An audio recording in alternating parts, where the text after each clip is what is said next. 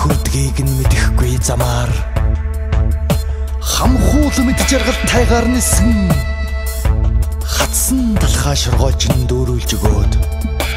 хамаг хувцаа тайчин хайж алхахыг минь харсан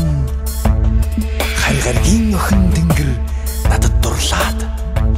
хамаг сэтгэлээлчлэн оддыг чулуудвал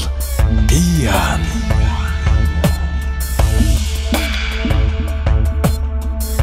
ширээний чийдэнгээ асаагаад шүлэг мүлэг мэтийн шалтмын бичээд шүгэлдэд сурхаар оролдож ядраад шүлсээрээ тоглон маяглаж суухад минь шин цаг хугацаа надад сэтгэл алдраад шилэн өмсөө тайлаад шилтэй дарс хувааж уй гэвэл би яа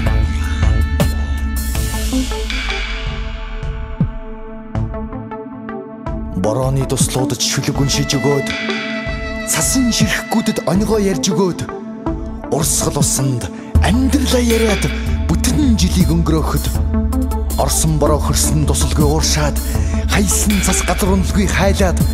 голын усур саагүй сонин жил байлаа гэсэн сонингийн гарчгүй тэвлэгдвэл би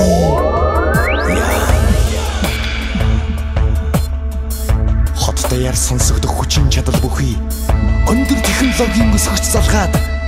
өглөөнөөс орой болтол шин дуугаа дуулахад байшин барилгууд дагийгаад баримл хөшөөнөд тэнээд байсан газраасаа хамаг юм хөдлөөд зам талбайнууд орооцолдон замбрагаалдан зайгүй шавчсан байвал би одоо